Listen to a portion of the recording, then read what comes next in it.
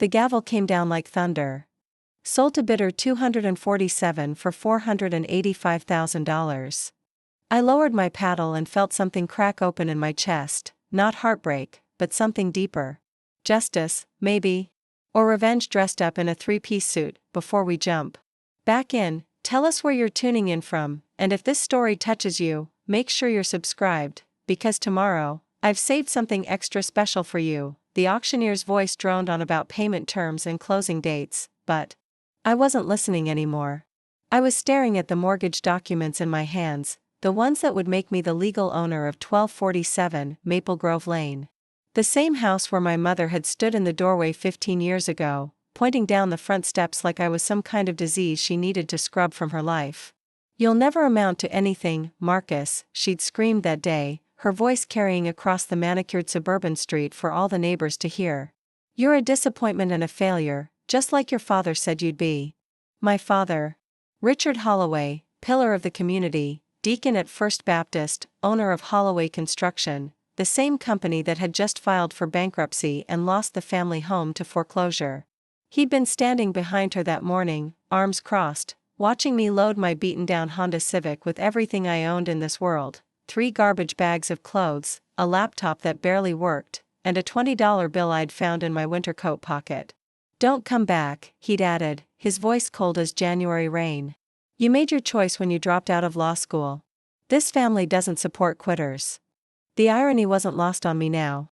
Here I was, 15 years later, holding the deed to their childhood home while they were the ones who'd quit on their business, quit on their mortgage payments, quit on the American dream they'd beaten into my skull since I could walk. "Mr. Chen?" I looked up. The auction coordinator, a thin woman with kind eyes, was standing beside my chair. "Congratulations on your purchase. Do you need help with the paperwork?" "I can handle it," I said, standing and smoothing down my jacket. Armani, custom tailored, worth more than the car I'd driven away from this same neighborhood all those years ago. "When do I take possession?" 30 days. The current residents have that long to vacate. Current residents. My parents. The people who'd raised me in that house, who'd taught me to ride a bike in that driveway, who'd thrown me away like yesterday's newspaper when I didn't fit their perfect suburban blueprint. I signed the papers with a Mont Blanc pen, another small luxury that would have made 18-year-old me laugh. Back then, I'd been stealing pens from the bank just to fill out job applications. Now I was buying houses at auction like other people bought coffee. The walk to my car felt like swimming through honey. Everything moved too slow, too surreal. The parking lot was emptying out, other bidders climbing into their trucks and sedans, already forgetting about the properties they'd lost or won. For them, this was just Tuesday. For me, this was 15 years of rage finally finding a Target.my phone buzzed as I reached my Tesla, midnight black, fully loaded, the kind of car my father had always dreamed of owning but never could afford. The text was from my assistant. "Priya, board meeting moved to 4 p.m. Also, your mother called the office again." I stared at that last line until the words blurred. She'd been calling for weeks now, ever since the foreclosure notice went public. Funny how quickly family loyalty resurfaces when someone needs something. I'd built Chen Digital Solutions from nothing, literally nothing. After leaving home with $20 and a broken laptop, I'd spent my first night in San Francisco sleeping in a 24-hour laundromat, coding a simple app on the free Wi-Fi while my clothes tumbled dry. That app became a platform. The platform became a company. The company became an empire. Forbes had called me the Phoenix of Silicon Valley last year, a reference to how I'd risen from the ashes of my own personal disaster. They'd interviewed me in my penthouse office, the one with floor-to-ceiling windows overlooking the bay, asking about my rags to riches journey. I'd given them the sanitized version: young entrepreneur overcomes adversity, builds tech empire, lives the American dream. I hadn't told them about the nights I'd gone to sleep hungry because I'd spent my last $5 on internet cafe time. I hadn't mentioned living in my car for 3 months, or the time I'd fainted during a job interview because I hadn't eaten in 2 days. I definitely hadn't talked about the family that had disowned me, or the way their rejection had crystallized into something harder than diamond in my chest. But now, sitting in my $150,000 car outside a municipal building in the same city where I'd once been homeless, I felt that old familiar burn. Not anger, something colder. Something that had been patient enough to wait 15 years for the perfect moment to strike. My phone rang.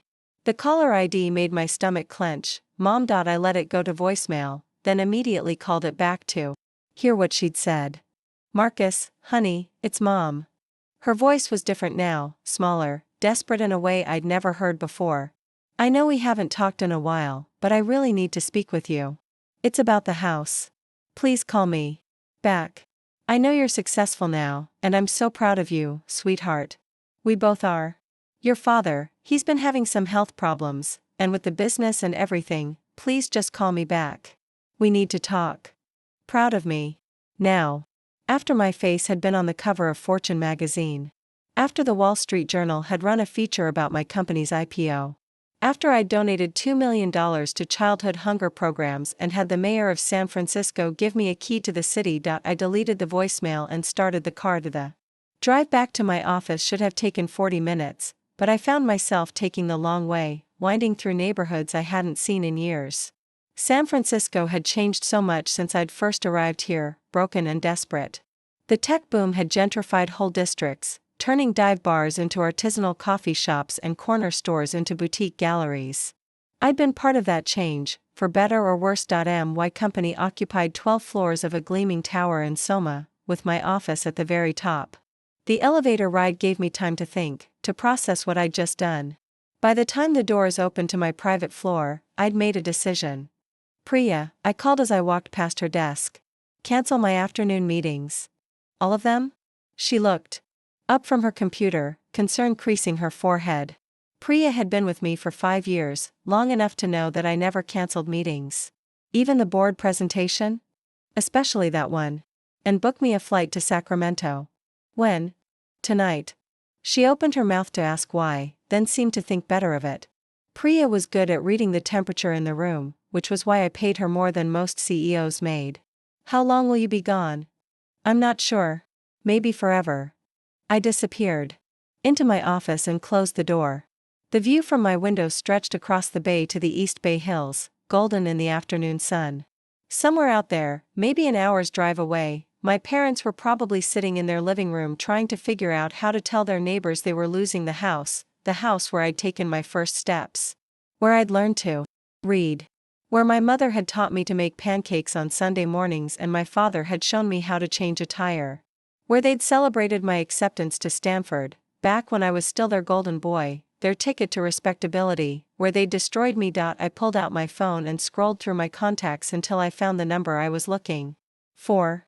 Tom Bradley, my old roommate from college, the only person from my old life who'd stayed in touch after everything fell apart. Marcus Chen, holy shit, Tom answered on the first ring. I was just thinking about you. Saw the news about the IPO. You buying Small Countries yet? Something like that, I said. Listen, I need a favor. Name it. I need you to drive to Sacramento and deliver a message for me. Okay, that's weirdly specific. What kind of message? I looked down at the auction papers still clutched in my hand. Tell Richard and Barbara Holloway that their new landlord will be in touch. Silence on the other end. Then, Jesus, Marcus. What did you do? What I should have done 15 years ago. Which is? I smiled, and for the first time in months, it felt genuine.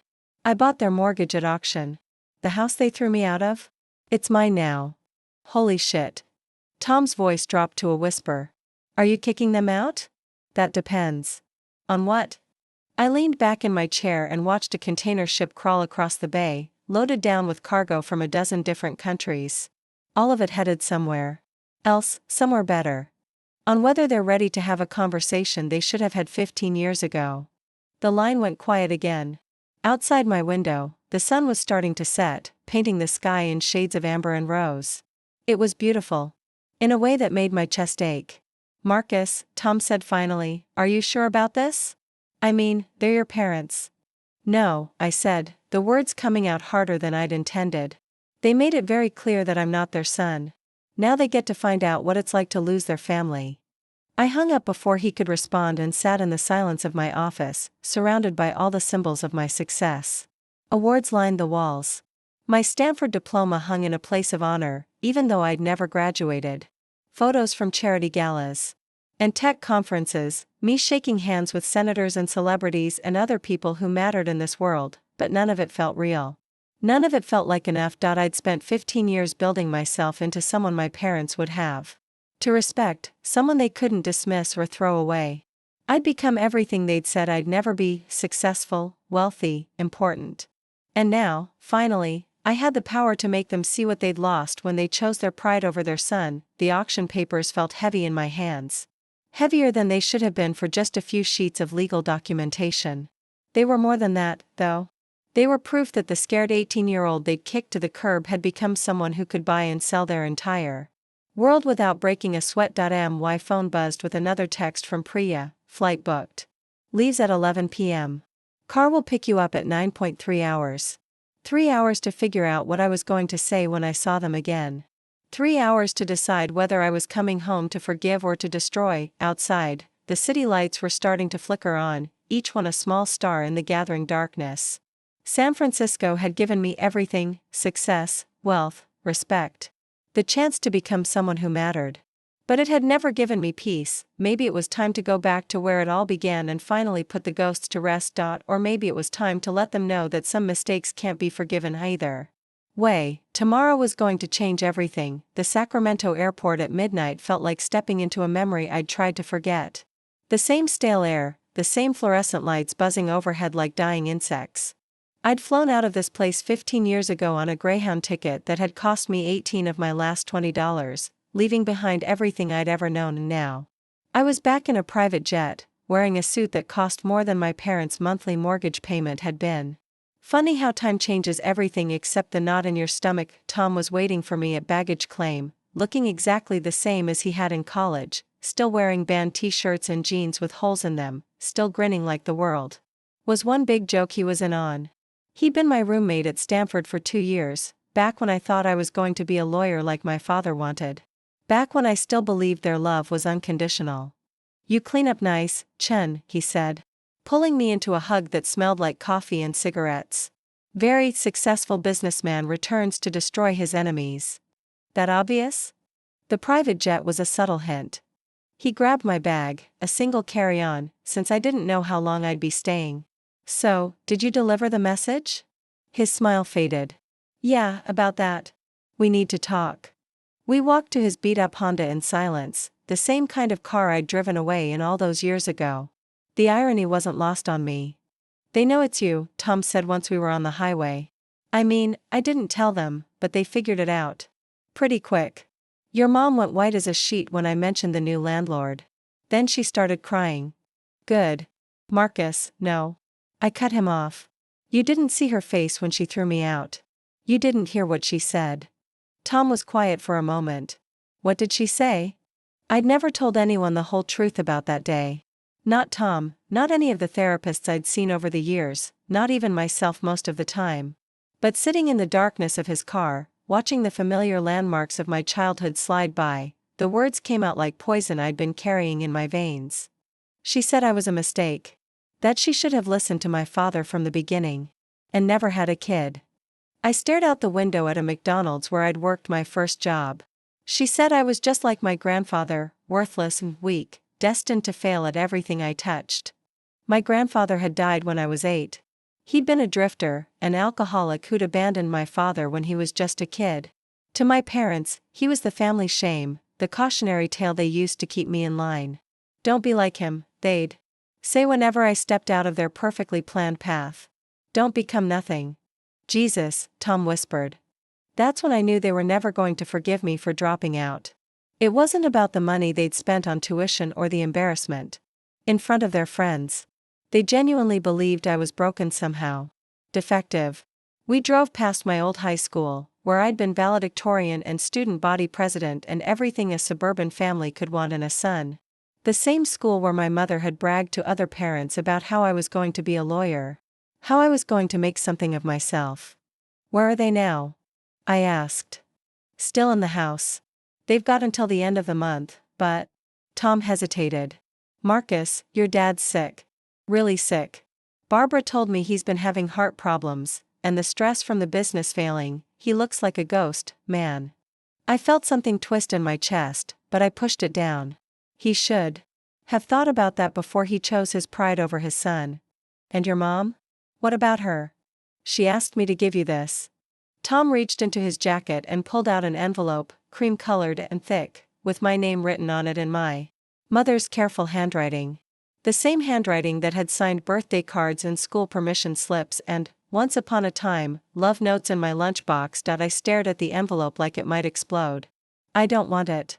You should read it. No. Marcus, I said no. The words came out sharper than I'd intended. She had 15 years to write me a letter. She had 15 years to pick up the phone. She chose not to. Tom pulled into a hotel parking lot and killed the engine. We sat in the darkness for a long time, listening to the engine cool down and the distant hum of traffic on the interstate. You know what's funny? I said finally. I used to drive past this place when I was a kid, coming back from visiting relatives. I always thought it looked so sad, just another roadside hotel where people stayed when they had nowhere else to go. I looked up at the neon sign flickering against the night sky. Now it's probably nicer than anywhere I could have afforded back then. You don't have to stay here. You could come crash at my place. No, this is perfect. It feels appropriate. Somehow. We got out of the car and Tom walked me to the lobby. The desk clerk, a tired-looking woman with kind eyes, handed me a key card and wished me a good stay. I wondered what she'd think if she knew I was probably worth more than this entire building. What's the plan? Tom asked as we stood by the elevators. I don't know yet. You've got to have some idea. You didn't fly up here just to stare at the house from across the street. The elevator doors opened with a soft ding. I stepped inside and turned to face him. Remember what you said? In college? About how the best revenge is living well. Yeah. I've been living well for 15 years. It didn't feel like enough. The doors started to close, but Tom stuck his foot in to stop them. And now? I looked down at the envelope still clutched. In his hand, my name written in blue ink, the edges worn like she'd been carrying it around for a while. Now I'm going to find out what justice looks like. My room was on the 3rd floor, overlooking the parking lot and, beyond that, the city where I'd grown up. Sacramento at night looked smaller than I remembered, less important. The state capitol building dominated the skyline, its golden dome glowing under floodlights, but even that seemed diminished somehow. I set my bag on the bed and walked to the window. Somewhere out there, maybe 10 miles away, my parents were lying in their bedroom. In the house I now owned. Were they sleeping? Or were they lying awake, staring at the ceiling, wondering what their son, their former son, was planning to do to them? My phone buzzed. A text from my assistant, board meeting rescheduled for Friday. Mitchell from Goldman wants to discuss the acquisition. Where should I tell him you are? I turned the phone off without responding. Mitchell and his acquisition could wait. The board could wait. The entire world could wait while I figured out what to do with the family that had thrown me away. I tried to sleep but kept seeing my mother's face from that last day, twisted with disgust and disappointment, like I was something she needed to scrub from her life. I'd been 18, scared, trying to explain why I couldn't be the person they wanted me to be. Law school felt like a prison sentence, every class a reminder that I was living someone else's dream. I want to study computer science, I told them over dinner, the words tumbling out before I lost my nerve. I want to build things, create something new. My father had set down his fork very carefully. We've already paid for your first year at Stanford Law. I know, and I'll pay you back. Every penny. With what money? My mother's voice had been ice cold. You're going to drop out and become what, exactly? Some computer nerd living in his parents' basement? Technology is the future, Mom. I can see things happening that other people can't see yet. There are going to be opportunities for failure, my father interrupted. I've worked my whole life to build something stable, something respectable. I'm not going to watch you throw it all away chasing some fantasy. But I'd already made up my mind. I'd already withdrawn from law school and enrolled in computer science classes at UC Berkeley.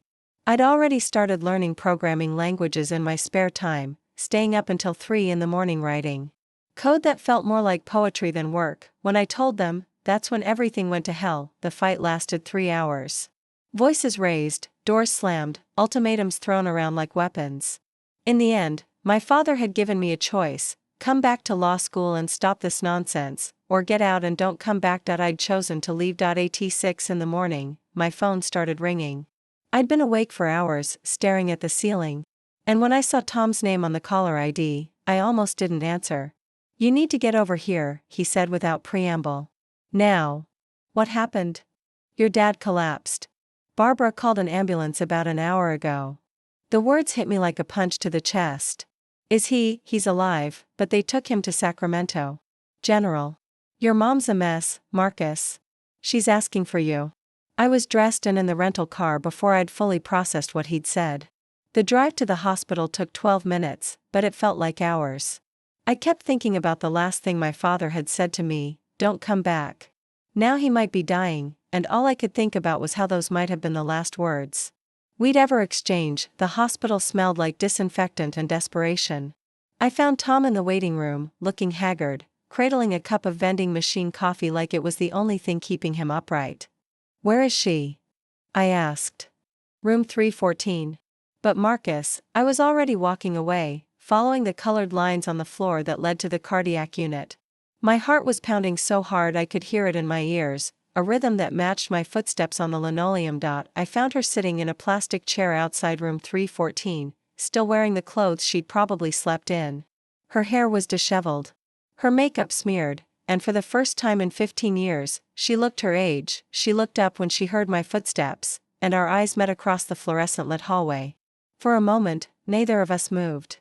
Then she stood, slowly, like she was afraid I might disappear if she moved too fast. "Marcus." My name and her voice sounded different than I remembered. Smaller. More fragile. "How is he?" "Stable, for now. They're running tests." She took a step toward me, then stopped. "I didn't think. I mean, Tom said he'd tell you, but I didn't think you'd come." I looked past her through the window into my father's room. He was lying in the hospital bed, pale and small, connected to machines that beeped and hummed. The man who'd seemed so powerful, so immovable when I was 18, looked fragile now. Breakable. "The house," my mother said softly. "Tom told us. You bought our house." I turned back to her. "Yes." "Why?" The question hung in the air between us. Like smoke. Why had I done it? Revenge? Justice? Some twisted need to prove I could? Standing there in that sterile hallway, watching my mother try not to cry, I wasn't sure I knew anymore. "Because I could," I said finally. She nodded like she'd expected that answer. "What happens now?" "I don't know." A doctor appeared at the end of the hallway, clipboard in hand, looking tired but not grim. He walked over to us with the practiced efficiency of someone who delivered news both good and bad. "Mrs. Holloway? Your husband is stable. We've run the tests, and it appears to be a mild heart attack, likely brought on by stress. We'll want to keep him for observation, but the prognosis is good." My mother's knees buckled slightly with relief. Without thinking, I reached out and caught her arm, steadying her. She looked up at me with surprise, as if she'd forgotten I was capable of kindness. "Can I see him?" she asked the doctor. "Of course. But only immediate family for now." The doctor walked away, and my mother and I were alone again in the hallway. The words "immediate family" echoed between us like an accusation. "You should go in," I said. "Come with me." "I'm not, please." The word came out broken, desperate. "Marcus, please. He's been asking about you for weeks. Ever since the business started falling apart, he's been talking about you, wondering how you're doing, if you're happy." I stared at her. "He threw me out." "I know. He told me I'd never amount to anything." "I know. You both did." "I know." Tears were running down her face now, making tracks through her smeared makeup. "And we were wrong. God, Marcus, we were so wrong." I looked through the window again at the man who'd raised me, who'd taught me to throw a baseball and change a tire and be responsible for my actions. Who'd also chosen his pride over his love for his son. "He's going to ask me to forgive him," I said. "Would you?" The question cut deeper than I'd expected. 15 years of anger and hurt and loneliness, 15 years of building walls around my heart to keep out the pain of their rejection. Could all of that really be erased by an apology from a hospital bed? "I don't know," I said honestly. My mother nodded again. "Will you try?" Before I could answer, the door to room 314 opened and my father's voice, weak but unmistakable, drifted into the hallway. "Barbara?" Is that Marcus out there? My mother looked at me with hope and desperation and 15 years worth of regret written across her face. Yes, she called back. Yes, he's here. Bring him in. Please. I stood frozen for a moment, caught between the scared 18-year-old who'd been thrown away and the successful 33-year-old who'd bought their house at auction. Between the son who'd been rejected and the man who had the power to reject them right back. Then I followed my mother into the room. My father looked smaller than I remembered, but his eyes were the same, sharp and intelligent and, right now, full of something I'd never seen there before. Shame. Son, he said, and the word hit me like a physical blow. Dad. We looked at each other across 15 years of silence and pain. The machines beeped steadily in the background, marking time like a metronome. I heard about the house, he said finally. Yeah. Smart investment. That neighborhood's only going to get more valuable. Despite everything, I almost smiled. Even flat on his back in a hospital bed, he couldn't resist talking like a businessman. Is that what you think this is? An investment? He was quiet for a long moment. Then, I think it's my son coming home. The words broke something inside me that I'd been holding together for 15 years. All the anger, all the hurt, all the carefully constructed walls I'd built around my heart, they crumbled like sand castles at high tide. You threw me out, I whispered. I know. You said I'd never amount to anything. I was wrong. You disowned me. I was a fool. I looked at this man who'd shaped so much of who I was, both in the ways he'd loved me and the ways he'd failed me. The man whose approval I'd spent half my life seeking and the other half learning to live without. Why? I asked. Why couldn't you just let me be who I needed to be? His eyes filled with tears. Because I was scared. Because my father abandoned me when I was 12, and I spent my whole life trying to be the opposite of him. Responsible. Stable. Respectable.